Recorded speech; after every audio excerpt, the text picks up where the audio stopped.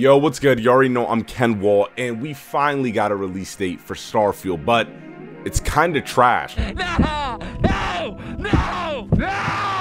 Disappointingly, we won't get to play it the first half of this year like they promised, but now we can expect a better product. From the footage we've seen in the background, the game looks to be running a lot smoother than when we last saw it. This is an extremely crucial game for both Xbox and Bethesda. It's great to see that Bethesda is making moves to ensure that they set a new standard for their games, because ain't nobody accepting buggy Bethesda no more. They need to be on their P's and Q's come September 6th, which could be a great date if Spider-Man 2 does not come out, because if it does, it's over. Before we begin, allow me to give you a friendly reminder to like this video, and if you end up enjoying it here at my channel, know that I keep you up to date with the latest open world game news like Starfield, superhero games, and video essays where I go deeper into other gaming discussions. Other links in the description box below. Thanks, crew. Set 300 years into the future, this hard sci-fi adventure takes you on a space odyssey where you play as an explorer on a quest to answer humanity's greatest mystery. Featuring over 1,000 planets like Mars, assembling crews and going on missions, or just saying no to all that and joining the space pirates known as the Crimson Fleet. These are just some of the few things we know about this game, since Bethesda keeps reiterating that this game is large. While this delay is frustrating, especially since Xbox can't get their production together, it's clear that Bethesda is taking the time to polish this game properly.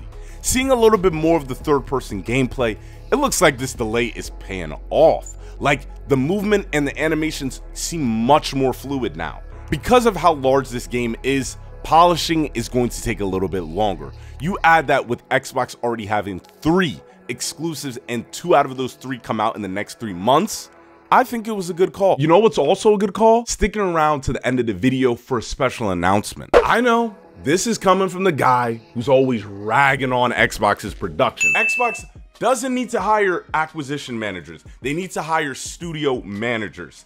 This hands-off approach that Xbox has been doing for some years now is not working, and Game Pass is not going to work in the long run if you can't drop games consistently. The reason why this is different is because Bethesda has been Xbox's life raft. I know they've only released Hi-Fi Rush, but Starfield and Redfall have release dates, while all we hear from the other studios that were acquired in 2018 is that they still having issues with their game. Even if this game is bad, we're still going to get a better version of the game compared to if the game released on 11/11/2022 or in June. Again, delays are frustrating, but Bethesda did a good job softening the blow when they delivered the news. We got a brand new gameplay trailer, and then the announcement of the next Starfield Direct, which is on June 11th.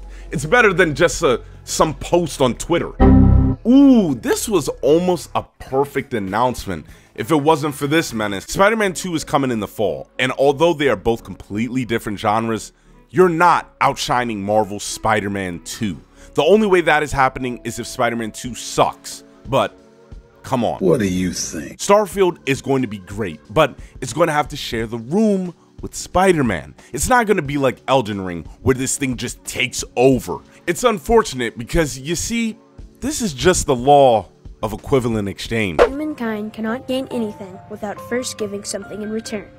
To obtain something of equal value must be lost. In order to deliver fans a great experience, they needed more time. But if they were going to gain that, then they needed to give something up. And they say TV can't teach you. Overall, it's great that they delayed the game, because now we're gonna get a better game, and it prevents the other Xbox exclusives from cannibalizing each other. But now they gotta potentially go against Spider-Man 2, which is the most anticipated game of the year. Although I think Spider-Man 2 will come out in October, many people believe that since Insomniac released the first game in September, then this will follow suit, which is very likely. Sony and Xbox are actually beefing, like they outside in the streets beefing, and they've been moving very uncharacteristically, saying so many things that are so out of character that we can't put it past Sony to do something like this. Regardless, Starfield is going to get the attention it deserves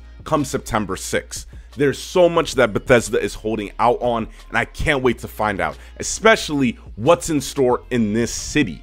As always, you already know I'm KenWal. If you're interested in keeping up with Starfield, then definitely subscribe. Until then, you already know I'm KenWal, and I'll see you guys soon. Okay, so one of my goals this year is to connect with you guys more. I know some of you, but I don't know all. I don't even know half, as a matter of fact. And I would like to change that. So this Thursday, we're going to be having the first ever KenWal play session. It might be streamed, it might not be, but it will definitely be recorded. The game we will be playing is Mario Kart 8.